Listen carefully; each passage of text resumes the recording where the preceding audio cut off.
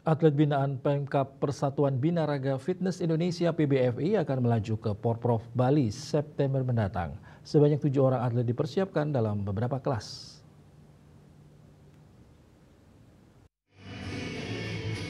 Komite Olahraga Nasional Indonesia KONI Buleleng mulai menetapkan kuota atlet masing-masing cabang olahraga cabur yang akan berlaga di Porprov Bali September mendatang.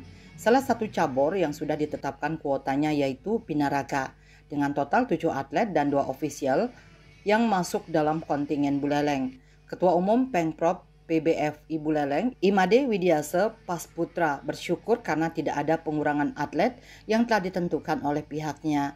Menurutnya, atlet Binaraga memang berbeda dengan atlet cabur lainnya dalam proses latihan. Butuh waktu dan persiapan berbulan-bulan sebelum mengikuti satu event atau kejuaraan seperti Porprov Bali nanti. Main sport ada 3 atlet dan di main atlet fisik ada 1 atlet. Jadi totalnya tetap 7. Ya, cuma kelasnya yang kita berkurang karena Denpasar kuotanya dikurangi oleh KONI-nya.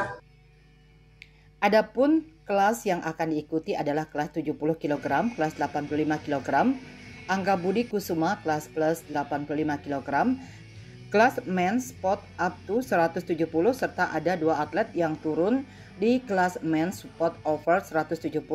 Salah satu atlet yang mengikuti kelas men's support over berusia 33 tahun yakni Wayan Andrease mengaku baru bergabung dalam Pemkab PBFI Buleleng, namun ia optimis bisa memberikan hasil maksimal di Porprov Bali mendatang. Di main sport itu menggunakan celana pantai, board short. Dia yang dinilai itu upper body aja, sama di bawah di bagian betis, ya di atasnya sama bagian betis. Dari bulan Januari lalu hingga saatnya Porprov September nanti, Ande mengaku tetap menjaga pola makan dan terus berlatih di bawah pengawasan pelatih. Yasri Yuli, Bali TV.